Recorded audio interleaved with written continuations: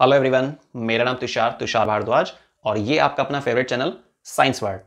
आज की वीडियो में हम एक फैक्ट को डिस्कस करने वाले हैं। अब वो फैक्ट क्या है?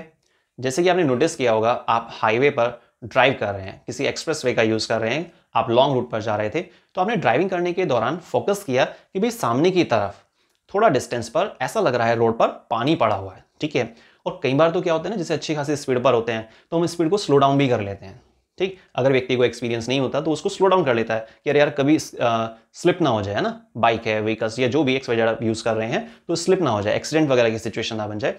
तो अब जब आप उस लोकेशन तक पहुंचते हैं तो आप क्या ऑब्जर्व करते हैं? पानी तो है ही नहीं, रोड तो बिल्कुल सूखा पड़ी हुई है ना, वहां पर कोई पानी वगैरह नहीं है।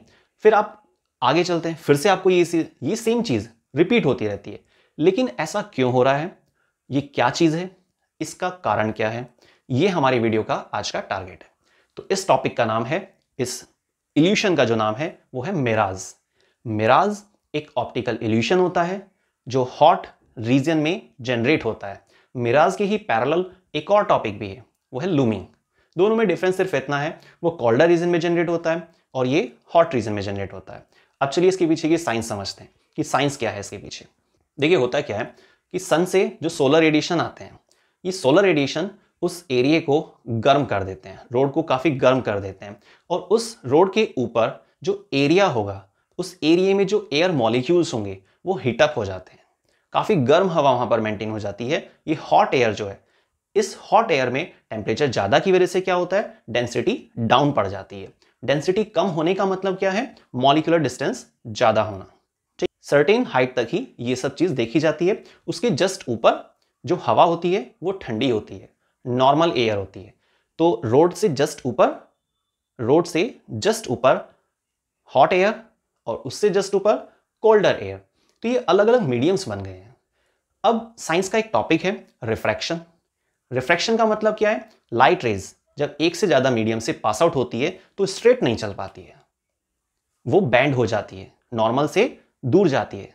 तो अब जब सोलर रेडिएशन ग्राउंड सरफेस की तरफ आते हैं, टकराते हैं, तो टकराने के दौरान भी वो बैंड लेते हैं, और जब टकराने के बाद वापस जाते हैं तो फिर से वहां पर बैंडिंग होती है, क्योंकि मीडियम एक नहीं है। दूसरी एक खास बात, ये जो मीडियम है ना, ये कांस्टेंट नहीं है, फिक्स नहीं है, ठीक है, क्योंकि यहां पर कोई लिमिटिंग बाउंड्री नहीं है, ये ओपन स्पेस है। तो मॉलिक्यूल्स में लगातार उनकी पोजीशन को लेकर डिस्टर्बेंस रहता है। इसीलिए जो हमें ऑब्जर्वेशन हो रही थी, जो हम ऑब्जर्व कर रहे थे कि भाई पानी पड़ा हुआ है और ऐसे हिल रहा है ना, आप नोटिस कीजिएगा कभी, और प्लीज आप कमेंट करके बताइएगा कि आप सबने इस चीज को नोटिस किया है या नहीं, या इग्नोर कर दिया है, ठीक है, या जहां जा रहे हैं बस उसी के बारे में सोच रहे हैं।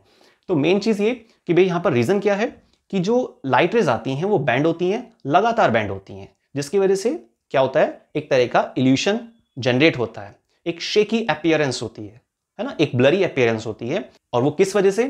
क्योंकि यहां पर जो मीडियम है वो कांस्टेंट नहीं है, लगातार मीडियम में बदलाव होता रहता है, अप डाउन होता रहता है डेंसिटी को लेकर। और यही कारण है कि हमें क्लियर, ट्रांसपेरेंट और शेकी ऑब्जर्वेशन होती है।